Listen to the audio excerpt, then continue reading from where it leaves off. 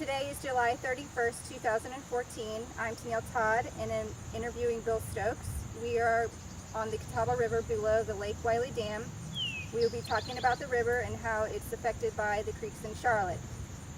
Hi, how are you today, Mr. Stokes? Fine, Tennille, how are you? Great.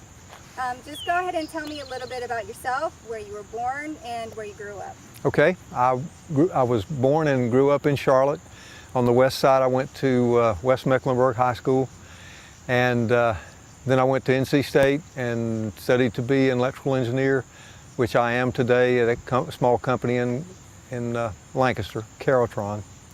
But my most favorite hobby is paddling on the Catawba River, and that's where we are today. So. Well, okay, I didn't realize that you grown up in Charlotte. Did you ever play in the creeks in Charlotte?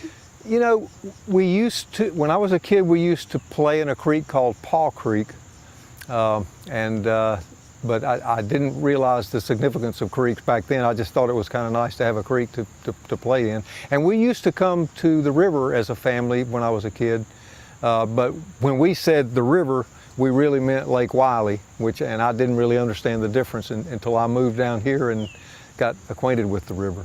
So you swam in the creeks. Did you ever think about them being dirty? No, and I'm sure they probably were. They were probably dirtier then than they are now, but I didn't give it much thought then. Well, how did you get into kayaking? That's an easy one. My good friend Mark Greer, who is the president of the Catawba Valley Land Trust, which I'm a board member of, invited me in 1998, I guess, to accompany him on a short canoe trip. And I had crossed the river countless times on the bridge and, you know, never thought much about it, but that was the first time I had really experienced being on the water. And we put the canoe in below the Nitrally Dam, which makes Fishing Creek Reservoir. And we paddled down and came to another dam and lowered the canoe down the face of that dam with a rope and got down to the channel much like this and paddled through the rocks. And by the time we were 30 minutes into the trip, I was hooked. A couple of weeks later, I was relating that story to a friend of mine who said, well, my husband just happens to have a kayak for sale. And so I visited them and bought the kayak, and I've been paddling every weekend ever since. Very cool. Okay, well, when did you start kayaking the Catawba River? Well, that was the Catawba. That was the Catawba. Yeah, okay. and I've paddled a few other places, of course, over the years, but primarily I go on the Catawba half a dozen different places. Now, what did you most notice when you first started kayaking the Catawba? Like what were the water conditions? What sorts of things did you see? The natural beauty? What was it that you noticed the most? Well, the natural beauty struck me more than anything, I think. Like I said, I had seen the river from the bridge, but until you get on it in a small boat, there's just no comparison in those 2 points of view. But I think I mentioned the other day when we talked, the other thing I noticed was trash. And I couldn't believe how much trash there was everywhere, and particularly basketballs and other balls.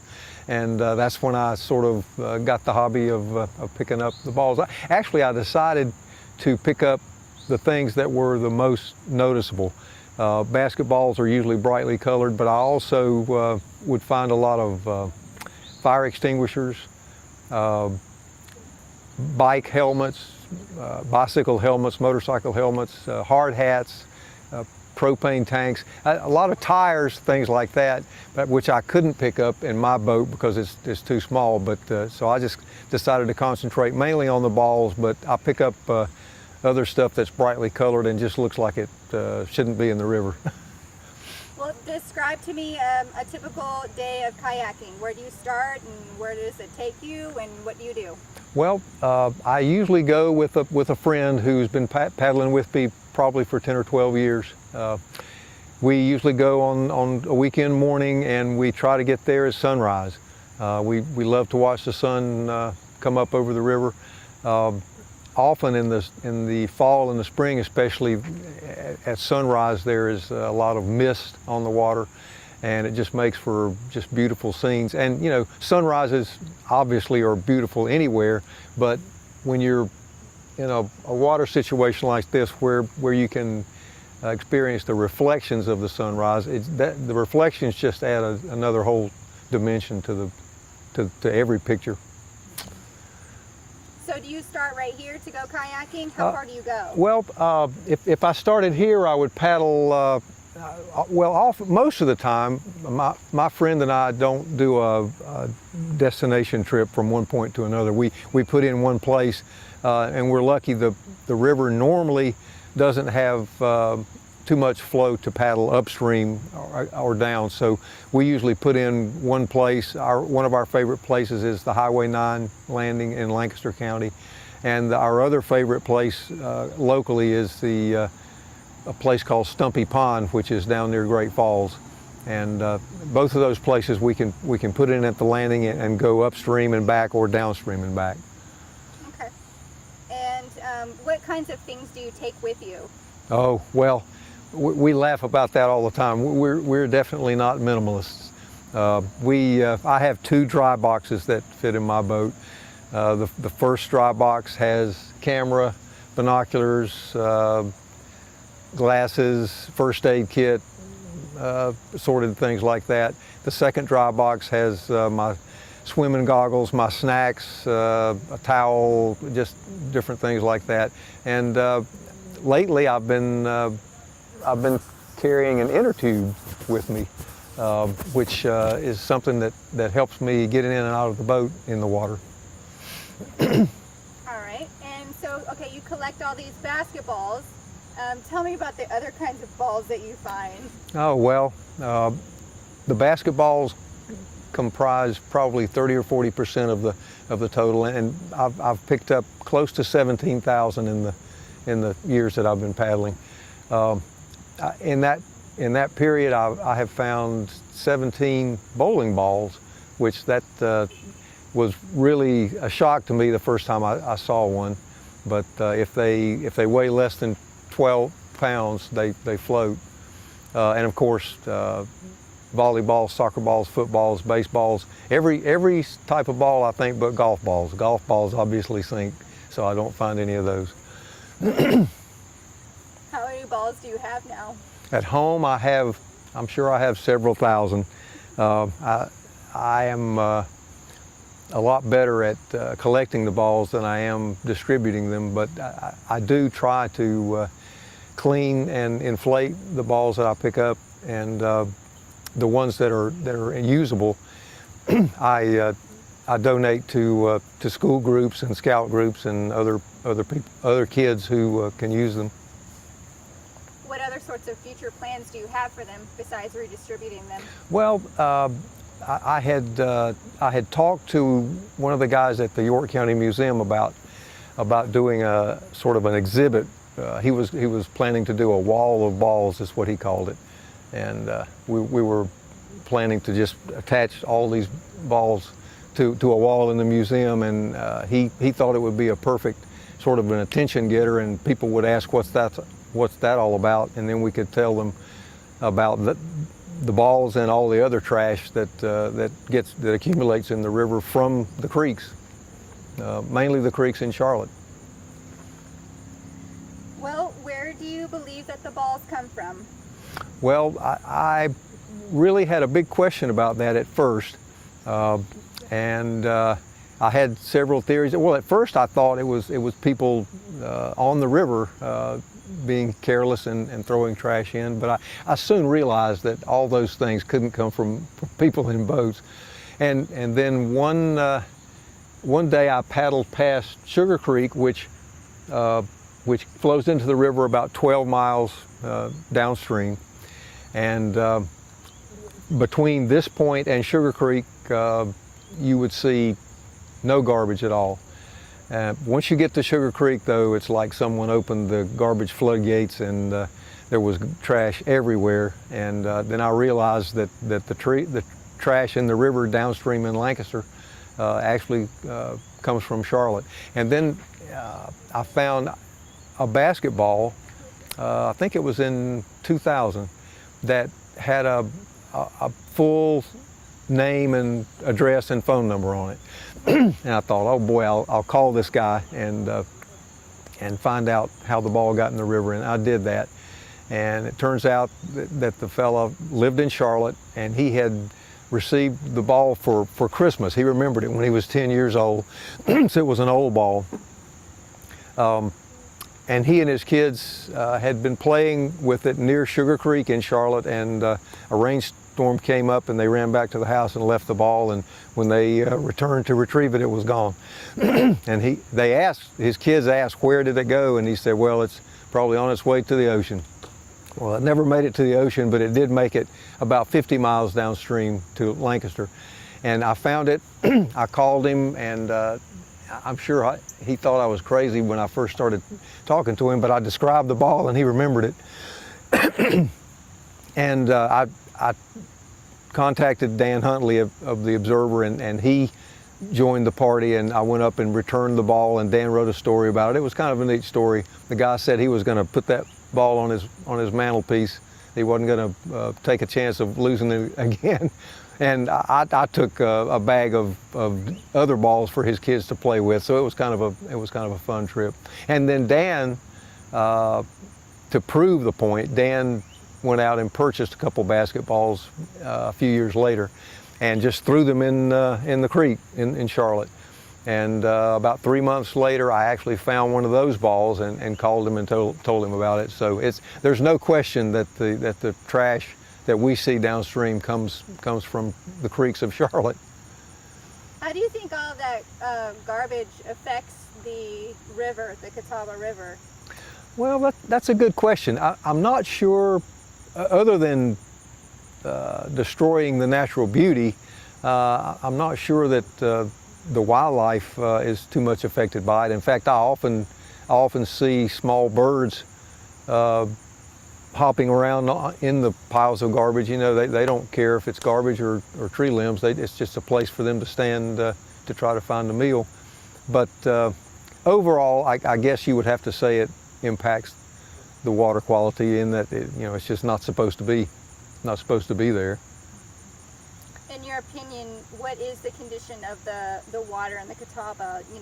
You believe it's safe for swimming and that it supports wildlife easily?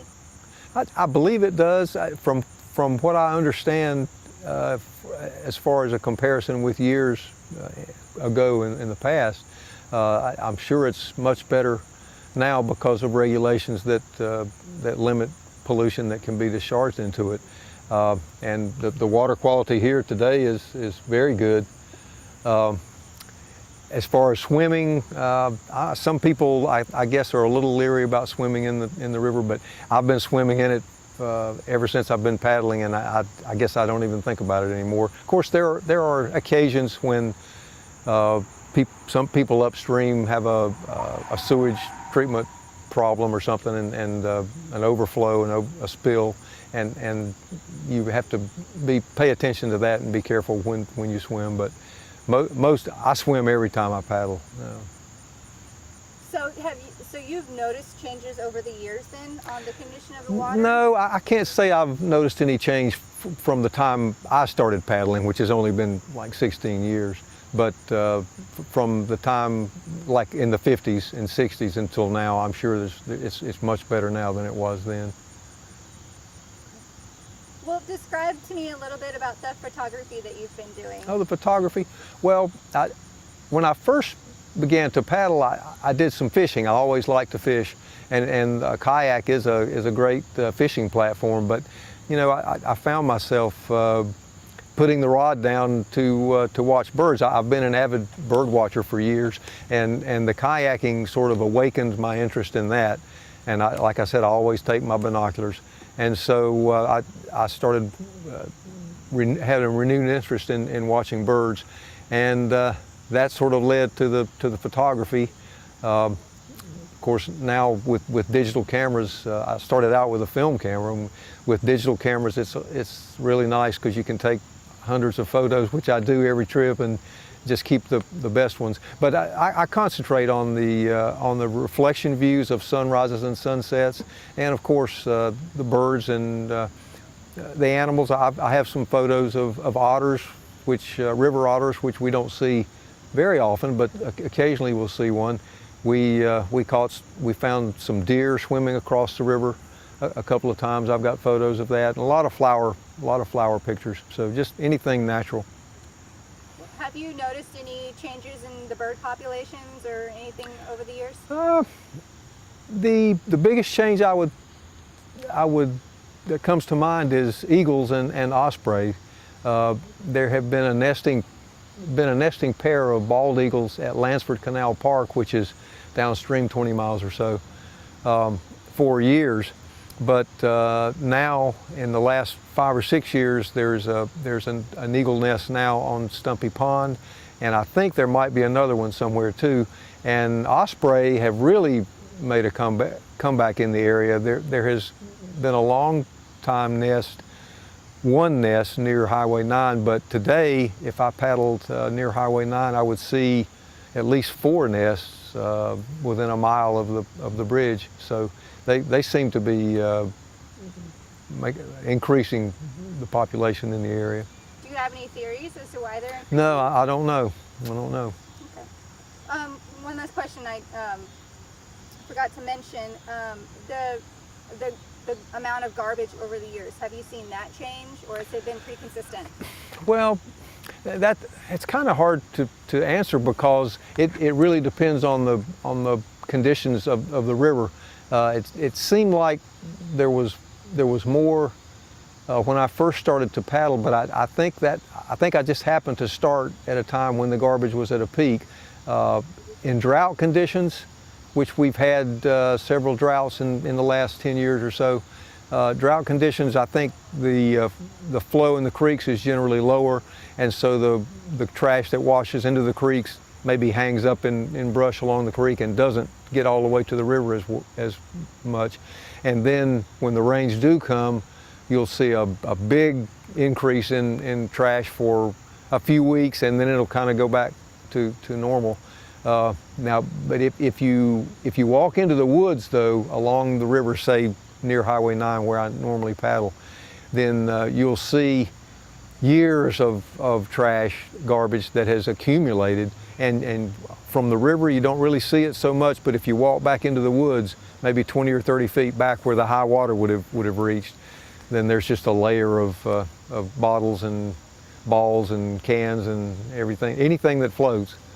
And now, Sugar Creek goes down into South Carolina, and it joins into the Catawba River, right? And yes, it's about 12 miles downstream from this point. And is that goes into South Carolina's drinking water, correct? Yes. Okay. So basically, theoretically, all of that trash could end up in South Carolina's drinking water. Well, yeah, but of course they have filter screens on the intakes to prevent it from actually getting into the water. But really, I guess the balls and the other trash are just an indicator that whatever is in the creek, oil and gas from parking lots that wash into the creek, all that stuff is in the water too.